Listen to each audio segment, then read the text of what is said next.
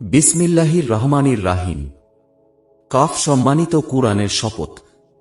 বরং তারা তাদের মধ্য থেকেই একজন ভয় প্রদর্শনকারী আগমন করেছে দেখে বিস্ময় বোধ করে। অতঃপর কাফেররা বলে, এটা আশ্চর্যের ব্যাপার, আমরা মরে গেলে এবং মৃত্তিকায় পরিণত হয়ে গেলেও কি পুনরুত্থিত হব? এ প্রত্যাবর্তন সুদূর পরাহত। মৃত্তিকা তাদের কতটুকু গ্রাস করবে তা আমার জানা আছে, এবং আমার কাছে আছে সংরক্ষিত কিতাব। বরং তাদের কাছে সত্য আগমন করার পর তারা তাকে মিথ্যা বলছে, ফলে তারা সংশয়ে পতিত রয়েছে। তারা কি তাদের উপরস্থিত আকাশের পানে দৃষ্টিপাত করে না আমি কিভাবে তা নির্মাণ করেছি এবং সুশোভিত করেছি? তাতে কোনো ছিদ্রও নেই।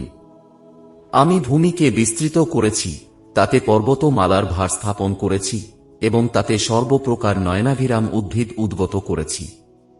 এটা জ্ঞান আহরণ ও স্মরণ করার মতো ব্যাপার প্রত্যেক অনুরাগী বান্দার জন্য।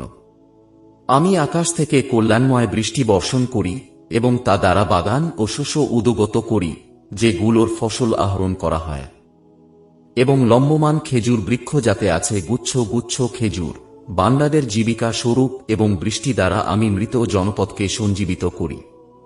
এমনিভাবে পুনরুত্থান ঘটবে।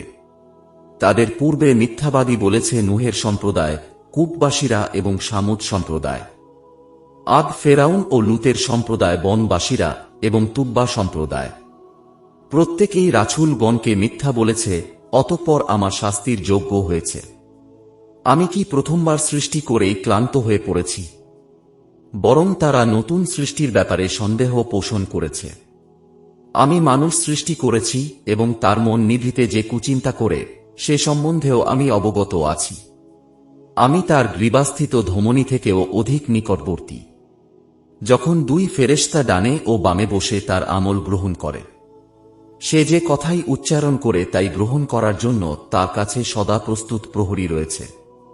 মৃত্যু যন্ত্রণা নিশ্চিতই আসবে।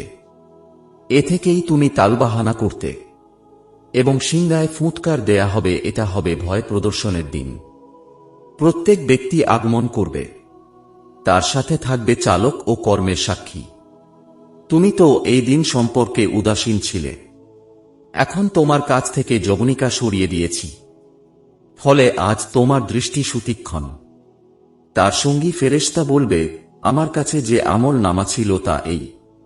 তোমরা উভয়েই নিক্ষেপ করো জাহান্নামে প্রত্যেক অকৃতজ্ঞ বিরুদ্ধবাদীকে, যে বাধা দিত মঙ্গলজনক কাজে সীমা লঙ্ঘনকারী সন্দেহ পোষণকারীকে।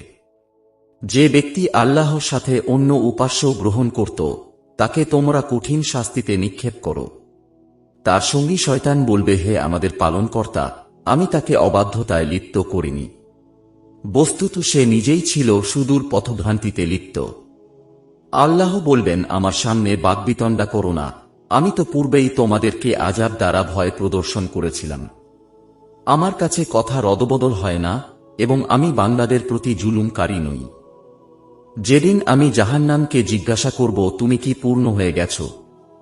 সে বলবে, আরও আছে কি? জান্নাতকে উপস্থিত করা হবে ক্ষুধাভীরুদের অদূরে।